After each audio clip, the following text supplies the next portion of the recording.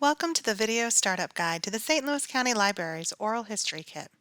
In this video, we will cover your microphone choices, adjusting audio input levels, how to start, stop, and pause your recording, and we will discuss ways to transfer your finished recording so that you can keep it for years to come.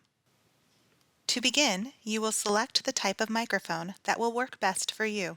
The recorder has two directional microphones that are located on the top of the device. These you can manually position. This is the best option if you are interviewing more than one person. The kit also comes with a lavalier microphone, and this can be clipped onto the person you're interviewing. To get the best sound quality when you place the microphone, try to clip it as close to the source of sound as possible, like a shirt or a jacket collar. Please note, if you choose to use the lavalier microphone, the directional microphones on the top of the recording device will not work. You may not use both types of microphone at the same time. Once you have chosen your microphone, you can adjust the input settings. We will start by turning on the device. Press and hold the button labeled Home. This will turn the device on. As a default setting, the recording device is set to manual adjustment. To manually adjust the settings, press the record button one time. This will take you to the record standby screen.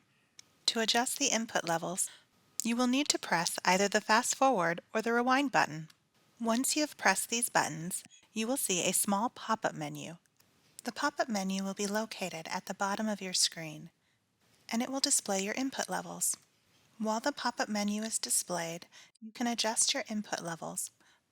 You can adjust the levels by pressing either the rewind button or the fast forward button.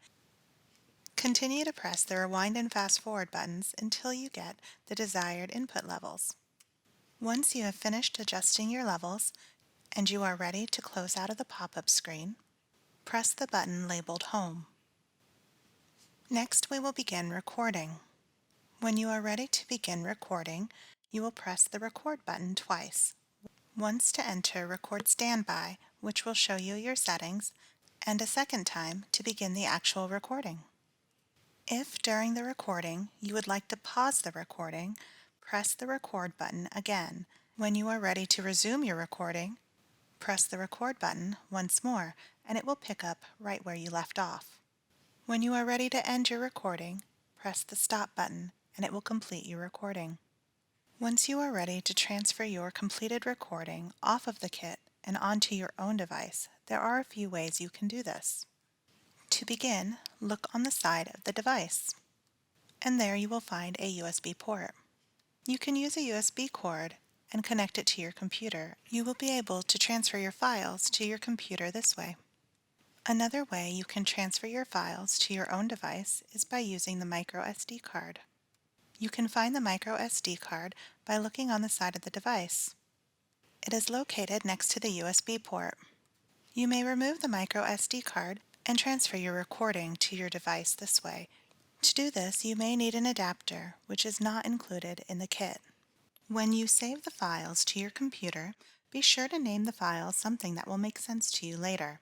For example, try using the name of the person interviewed as well as the date of the interview.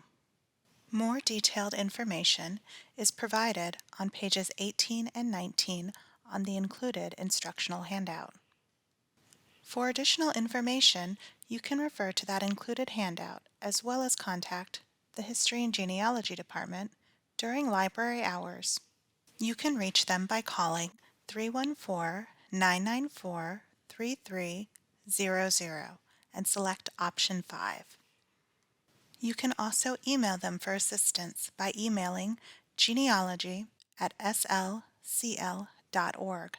That's genealogY@slcl.org. Thank you for checking out an oral history kit at the St. Louis County Library.